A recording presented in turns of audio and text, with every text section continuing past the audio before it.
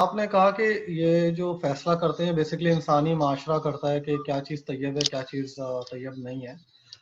تو اس میں کچھ چیزیں جو ہے وہ مشکوک بھی ہو جاتی ہیں کہ وہ مطلب ایک پرٹیکولر چیز ہے جو حضور اکرم صلی اللہ علیہ وسلم کے زمانے میں عرب معاشرے میں ایک جانور موجود نہیں تھا یا کوئی شے موجود نہیں تھی، اس کو ہم تاریخ کی کتابوں میں نہیں ملتی، لیکن وہ بعض علاقوں میں موجود ہیں، جیسے کہ بھینس ہے.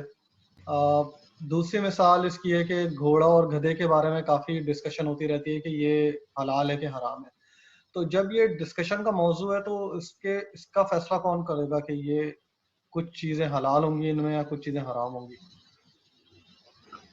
دیکھیں، جو آپ کی اس سوال کے اندر میں سمجھتا ہوں کہ دو پہلو ہیں. ایک تو جو سوال کا پہلا حصہ ہے کہ جو اس زمانے میں موجود نہیں تھی، تو اس کے بارے میں خود قرآن کریم میں اصول دیتا ہے کہ وہ جانور جو چیز پھاڑ نہ کرتا ہو اور جو کھاتا ہو تو وہ جو ہے وہ حلال جانور ہے.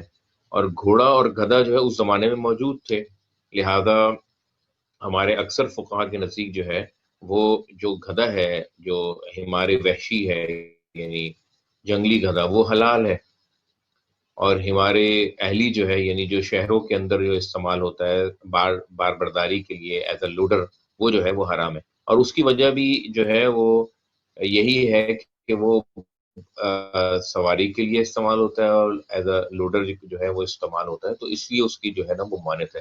گھوڑے کو بھی آلات حرب کے طور پہ ایک جگہ ایک وقت میں استعمال ہوتا تھا.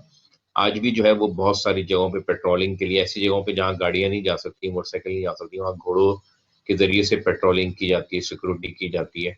اور جنگوں کے اندر بھی ایسی جگہوں پہ جہاں پہ یہ چیزیں نہیں پہنچ سکتی، موٹر مشینیں وغیرہ، تو وہاں بھی گھوڑوں کا استعمال کیا جاتا ہے.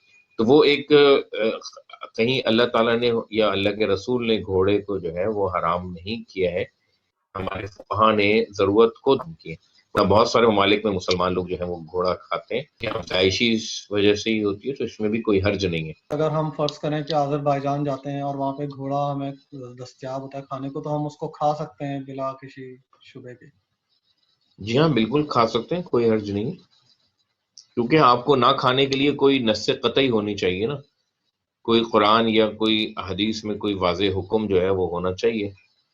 تو وہ اس کے بارے میں جو ہے وہ کوئی ایسا حکم نہیں ہے کہ اس کو نہ کھایا جائے، تو اس کے کھانے میں کوئی حرج نہیں ہے.